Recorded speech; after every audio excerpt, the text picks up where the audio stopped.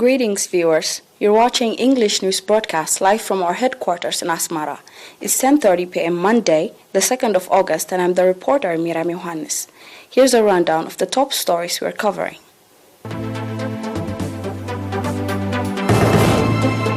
Announcement from the Ministry of Health.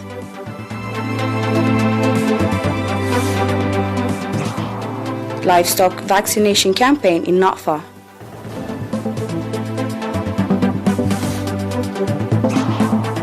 Death toll from China floods jumps to more than 300. Madagascar arrests generals over plot to kill President Rajolina.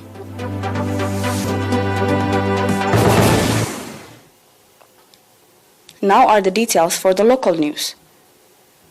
We have an announcement from the Ministry of Health. 12 patients have been diagnosed positive for COVID-19 in tests carried out today at quarantine centers in Ansaba, Central and Northern Red Sea regions. Out of these, 6 patients are from the quarantine center in Karan, Ansaba region. 5 patients are from the quarantine centers in Ginda 2, Afabad 2, and Masawa 1, Northern Red Sea region. The last patient is from quarantine center in Asmara, Central region. On the other hand, 12 patients who have been receiving medical treatment in hospitals in the Central Region 10 and Southern Region 2 have recovered fully and have been discharged from these facilities. The total number of recovered patients has accordingly increased to 6,456, while the number of deaths stands at 35. The total number of confirmed cases in the country to date has increased to 6,559. Ministry of Health, Asmara, 2nd August 2021.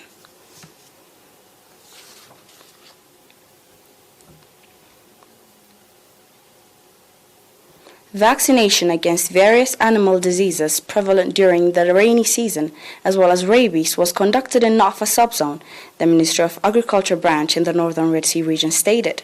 The vaccination campaign was aimed at ensuring animal health and help increase the number of livestock, as well as control diseases that can be transmitted from animals to humans, the head of Nafa branch office, Mr. Mohammed Saleh Mohammed Ali, indicated. He further noted that the awareness of the society on the importance of vaccinations have significantly contributed in the success of the vaccination campaign. Farmers, on their part, stated that the animal vaccination program conducted regularly has contributed in the health of their livestock.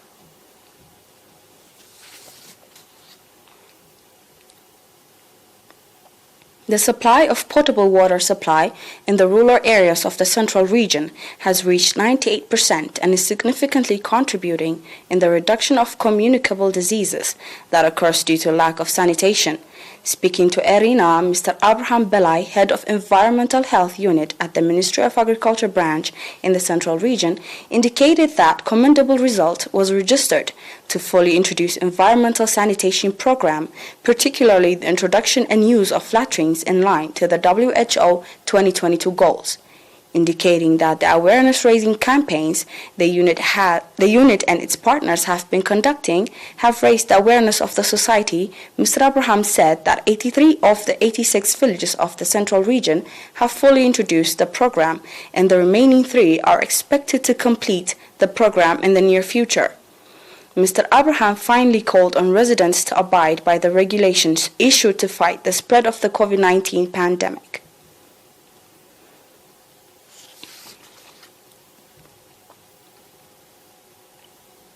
I'll be back with international news after a short break. Stay with us.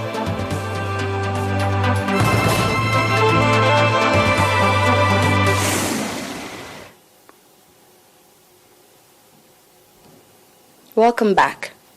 The death toll from floods in central China last month is at least 302, with dozens of people still missing, officials said on Monday after record downpours dumped a year's worth of rain on a city in just 3 days. Zhengzhou, the capital of Henan province and the epicenter of the record flooding, was hardest hit with 292 people dead and 47 missing. Residents were trapped in subway trains, underground car parks, and tunnels. This was according to a provincial government press briefing. Images of passengers inundated by shoulder-height white water went viral on Chinese social media on Line 5 of the city subway, where 14 people died while dozens of cars in a tunnel were tossed aside by the deluge, many with passengers still inside. 39 people were found dead in underground parks, Zhengzhou's Mayor Ho Hong told reporters, while updating the toll, adding that 6 died in a car tunnel. Heavy affected almost 13 million people, damaged nearly 9,000 homes, and caused economic losses in Henan estimated at 53 billion yuan, that is $8.2 billion. A large floral tribute at the subway was sealed off last week by authorities, a sign of the government's increasing sensitivity to public criticism of its handling of the disaster.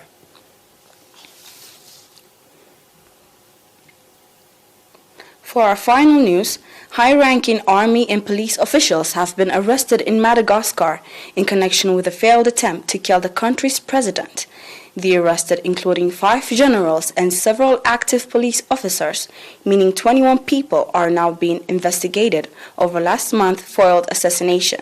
Authorities have also seized the gun and $250,000, the local media said. The attempt on President Andry Rajoelina's life was among ongoing turbulence rocking the island nation. Madagascar has been under a lockdown since the COVID-19 pandemic hit last year, and the southern region is in the grips of famine. Authorities announced that last month it had thwarted a plot to eliminate and neutralize a number of people, including the president. It came a month after another failed effort to kill the head of the national police force. 4 of those arrested are retired national and foreign police and military personnel, where the final 5 are civilians, she said. Several local people and foreigners were arrested last week.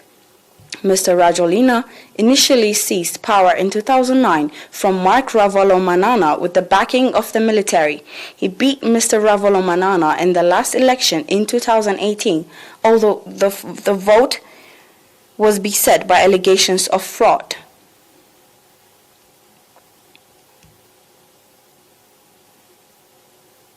Following is a recap of our top stories.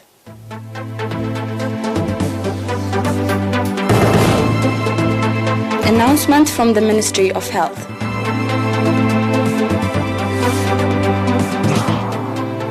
Livestock vaccination campaign in Natfa.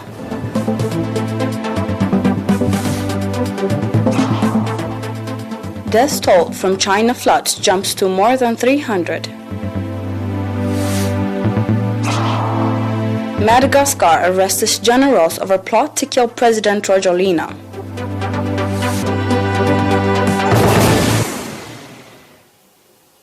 That was all for tonight. Thanks for watching. Have a good night.